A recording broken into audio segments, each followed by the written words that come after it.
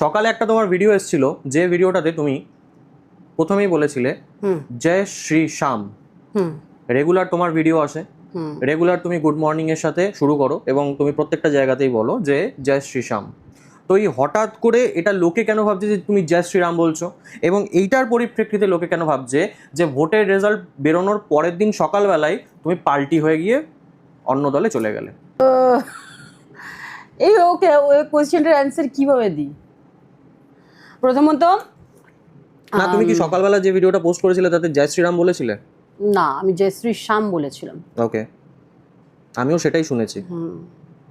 এবার হয়তো হঠাৎ করে কিছু কিছু মানুষের কানে একটু প্রবলেম হয়েছে। না অ্যাকচুয়ালি না ব্যাপারটা হয়েছে কি বলতে, কালকে খুব ঢোল নাগাড়া বেজেছে তো, আর সব জায়গায় জয় শ্রীরামটা চলছিল, জয় শ্রীরাম চলছিল, খুব হচ্ছিল, তো সেখানে তাই জন্য তারা গুলিয়ে ফেলেছে। হ্যাঁ, মানে সেই আওয়াজটা কানে রয়ে গেছে, দ্যাটস ওয়াই সেটা জয় শ্রী শ্যামটা জয় শ্রীরামের মতো শোনাচ্ছে।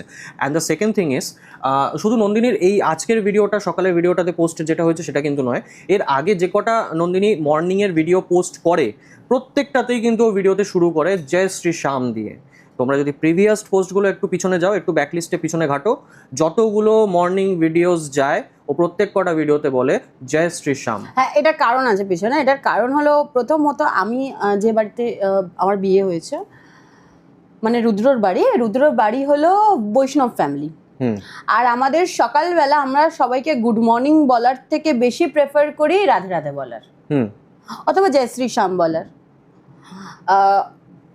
শ্যাম সুন্দরের পুজো আমার মা করেন, মানে আমার শাশুড়ি মা করেন।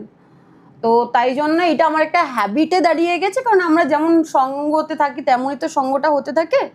তো এটা আমার একটা হ্যাবিটে দাঁড়িয়ে গেছে যে সকালবেলা সবাইকে গুড মর্নিং এর সাথে সাথে জয় শ্রী শ্যামেরও শুভেচ্ছা দিই, যাতে তাদের দিনটা খুব ভালোভাবে কাটে। সেটাই লোকে ভুল কনসেপশনে নিয়ে নিয়েছে।